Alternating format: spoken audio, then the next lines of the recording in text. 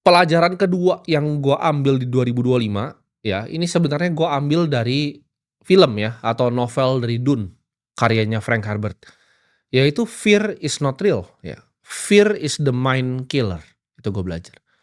Ketakutan tuh nggak ada yang pernah real. Ketika lu teman-teman semua mau mulai sesuatu, ya, kalian takut, itu nggak ada yang real gitu. Keluarga kalian, kalian takut ngomongin apa, itu cuman ada di kepala kalian.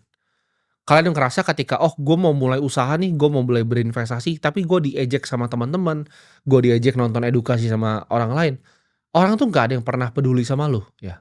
Lu tuh ada di spotlight bias ketika lu ngerasa dunia itu berputar di lu padahal nggak ada yang pernah peduli. Ketika lu jalan di mall tuh nggak ada yang pernah peduli sama lu.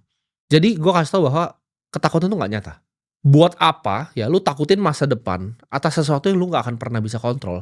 Yang ada tuh hanya kenyataan yang ada di depan mata lu ini. Ya, di detik ini kenyataan tuh yang ada. Ketakutan di masa depan tuh nggak ada. Ketakutan di masa lalu tuh juga nggak ada. Yang kita bisa kontrol tuh cuman satu, ya dunia luar kita nggak bisa kontrol. Yang kita bisa kontrol adalah pikiran kita. Kita mau maju atau kita nggak mau maju. Dan gue belajar tahun 2025, ya kan, gue hidup di mana gue itu nggak pernah pengen gagal. Gue orangnya sangat kompetitif, ya. Ternyata nggak ada yang masalah. Ternyata gagal itu bahkan nggak semenakutkan itu, ya. Ketika kalian bikin sesuatu terus gagal itu nggak semenakutkan itu. Ketika awal-awal gue di karir gue takut gagal gitu. Tapi gue pernah bikin startup ya, dipuja satu Indonesia, sampai masuk, penghargaan di luar negeri segala macam, ya mau diinvest sama salah satu venture capital paling besar di dunia, investornya Apple. Umur 19 tahun orang bilang semuanya golden boy, lalu hancur ya, semuanya hancur dan gue rasa ya not so bad gitu kegagalan.